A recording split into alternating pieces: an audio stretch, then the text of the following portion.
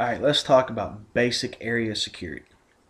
Civilian intelligence networks for uh, shit hits the fan and without rule of law scenarios. Now, you have to realize that without rule of law doesn't mean that there's a complete catastrophic breakdown and we've returned to the Dark Ages, because even when the Roman Empire fell and the Dark Ages began, there was still law enforced. It was just enforced through local warlords, which became known as nobility and royalty more so than the massive Roman Empire. Now, that being said, well, what I'm going to focus on is individual skills. Skills for individuals at the bottom level. Then we're going to work up more to that systematic network in later videos. But for now, this is what you're going to need as your part of your basic area security. Everyone doing patrols, observing, sitting in their house, chilling, just waiting for the shit hits the fan to end. Um, well, you're going to need two things. One of these things you're going to need is a notepad. Doesn't matter what kind, doesn't have to be like this. And then an ink pen, or actually pencil's preferred because ink can dry out and lead really doesn't run out. Anyway, the idea is this. If you see something going on, you're going to write it down. Now, there's a acronym called SALUTE that's taught in the U.S. military. SALUTE stands for size, activity, uh, location, uniform, time and date, and the equipment being used. This is how you're going to organize your information so that everyone is on the same page. Now, the importance of the organizing the information in this way is that it means everybody's on the same page. You don't have to put down S or this or that. When you put it, you can just write it down in a streaming little sentence. And then you can take those little tidbits of information, organized in that fashion, with other people's tidbits of information and compare them side by side. It gives you a uniform way of gathering and maintaining information. Now, that being said, we're going to go into the next issue, which is going to be communication. Now, the idea is that you should have a base station. And when you get into the idea of organizing it into a network, I'll explain the whole concept of base stations later. But for the sake of it, we're going to say walkie-talkies. Now, I'm a big fan of the two-person, the buddy team patrol method, or the buddy team investigation method, where you send out two people. This is the same thing done with the police, which is why most police officers have partners. The idea is that you have someone there to back you up. Now, let's say you see suspicious activity. Upon seeing suspicious activity in your neighborhood, people that generally don't belong in your neighborhood, people that look like they might be up to some sort of criminal undertaking, uh, what might happen is, out of the buddy team, let's say me and my imaginary friend Bob, I tell Bob to stay back. I'm going to investigate. Now, while I'm investigating, I'm going to call things over that I see following that salute report format. Bob, on the other hand, is going to be listening to the radio and writing it down. Now, let's say me and Bob are operating on channel 1 on our walkie-talkies. At the same time, channel 3 might be left for the base station, a CB station at home, which can also be used to communicate with over walkie-talkies. Same frequencies. Now, especially on the pre-programs. Now, here's what's going to happen. I'm going to call in my salute report. Size, 3 guys. Activity, pretty much just sitting down beside a street corner, watching houses and walking around, observing the area. I think they might be scouting. Uh, Location, corner of 5th and 2nd Street. Uniform, yeah, they're all wearing blue or red or whatever gang color team you want to throw in there. Uh, hey, time and date is 1:22 p.m. Uh, 25th day, 3rd month, 12th year. That's the military format for recording. You go by the month, or specifically the day, month, year, or no. Now, uh, equipment being used, cell phones, um, bulges might be weapons, they might be armed, uh, pretty much just that. Oh wait, annotate to report there's a fourth guy coming around from the side of a house, let's say 123 Fifth Street. Okay, well, I'm gonna head back now before they spot me. And then I go back. When I do this, my imaginary friend Bob is going to put his radio on channel 3.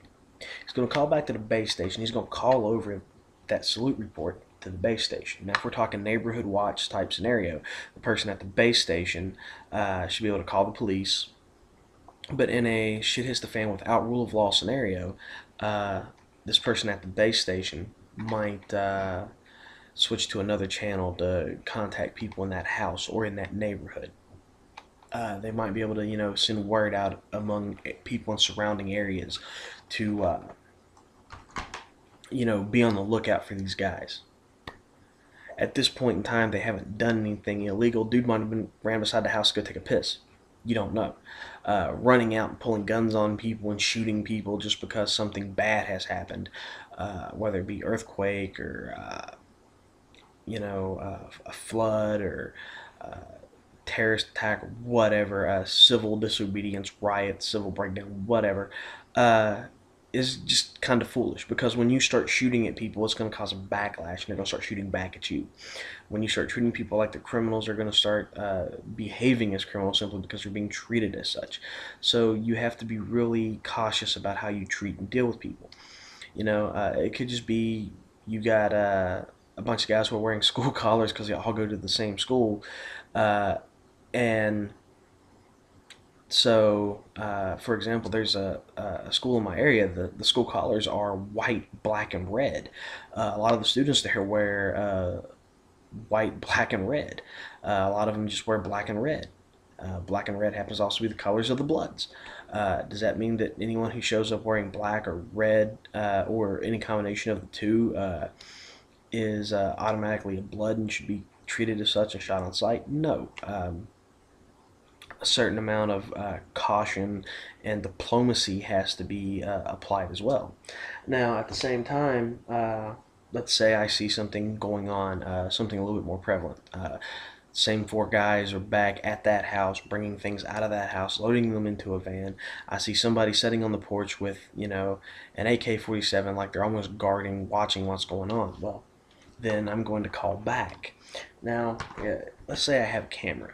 Even if my cell phone doesn't work, my cell phone might have a camera, and even if I have a video camera, I can still go in. This is where information is key, because I can go in, hide in the bushes, videotape it. Now, once I videotape it, I'm going to fill out another report, which is going to be my report as to how I'm going to respond back to my base station when I go in for my debriefing, and that's going to be another report I'm going to write down, which is my after action report, which is going to say who did it, which in that case would be me. All I did, me. What I did, observed and recorded information, where I did it, from the bushes across from the corner of Fifth Street and Johnson or whatever I said. When I did it, that would be at 1:22 p.m. to 1:26 p.m. on the 25th day of the 3rd month of 2012. And why I did it, because I didn't really know what these guys were up to. I didn't know if they were armed, and I was by myself. Even if I do have a battle buddy with me, I still, even if we're carrying guns, I don't necessarily want to engage anyone unless I have to. Like I said, there's that matter of diplomacy. If it comes out that something's going on, I show up and these guys are, raiding houses in the neighborhood, and I see it, and I happen to have a camera of some sort. That means I can go in there and I can record this.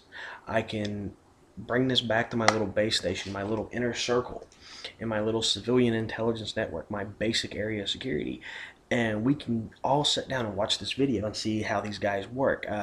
If they're just, one or two guys standing outside keeping security while everybody else is running in, taking what they can carry and loading into the back of a vehicle. If they're violent and aggressive, if they're cowboys running around trying to shoot everything up and make a big scene, if they're coming in tactical, if they act with discipline, if they act undisciplined, if they act well trained, if they act not well trained, all these things come into effect because it teaches you a lot about your enemy. And this is where that individual intelligence, these basic area surveillance skills come in at, because this right here is a better weapon than a gun. This right here, and in fact, these right here, and even this one right here, give you the idea of intelligence. For people who can use this to adapt these principles to your neighborhood watch, my suggestion is always to carry one of these on you. This way, if something happens, you see suspicious activity, you can film it. If you catch guys breaking into a house, you can film it. You can get a picture of their license plates. Everything else you can go and give to the cops. If for whatever reason, uh, you know, something as tragic as the shooting in Florida, which I really sort of kind of want to stay away from, uh, because I have a variety of opinions on that, and not all of them are going to be popular with anyone. Uh, the simple fact of the matter is, even in a situation like that, having somebody there watching your back, in communication with you, one, it's going to make you not so ready to jump up all gung ho and go shooting. Two, it gives you a witness. If you did something criminal or you're going to do something criminal, then I'm sorry, there's a witness against you. If you're out there and you're honest and you're doing the right thing, there's something to deal with that. Like I said, even in a without rule of law situation, there's always going to be some sort of rule of law, even if it's the law of nature, survival of the fittest. So you have to bear that in mind and apply that, so that you apply a certain level of diplomacy. Don't jump to conclusions. Uh, think and respond.